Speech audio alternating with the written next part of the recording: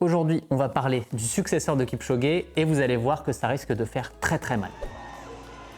And he's done it. 2:01.26. What a remarkable run. He's broken the course record by something like 70 seconds. It is a brilliant performance. One of the fastest we've ever seen. Regardez-moi ce finish. Ce gars en est à son deuxième marathon et il a couru 2 fois en 2h01 et 2 fois un gros négatif split avec un deuxième semi en moins d'1 heure. C'est stratosphérique.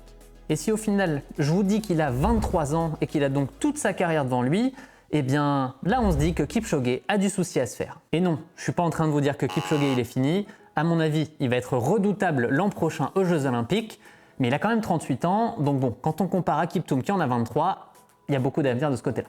Et surtout, je voudrais que vous regardiez un petit peu sa foulée, en particulier en fin de course. Ce qu'on voit ici, c'est que sa cadence, le temps de contact au sol, la très faible oscillation verticale, bref, on n'a vraiment pas l'impression de voir des images de fin de course, car il y a très peu de dégradation dans sa foulée. Et là où c'est très fort, c'est qu'on peut se dire qu'avec Kiptoum, eh bien, il y a encore de la marge, il n'y a qu'à voir la manière dont il a géré ses courses. À Londres comme à Valence, il a fait un gros négatif split. Si on regarde les chronos, il n'est pas parti sur des bases stratosphériques, environ 1h01.40 dans les deux cas sur le premier semi, donc sur les bases de 2h03.20.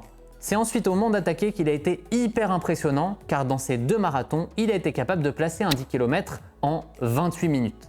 Et ça montre le potentiel énorme qu'il y a derrière, car sur ces 2 marathons, il a fini extrêmement fort. Donc si ensuite on se met à imaginer une course officielle avec beaucoup de lièvres, une course qui est centrée sur lui comme on les a sur Kipchoge, on aurait un premier semi qui serait aux alentours des 1 heure, et bien là, on peut facilement imaginer qu'il passera sous les 2 heures.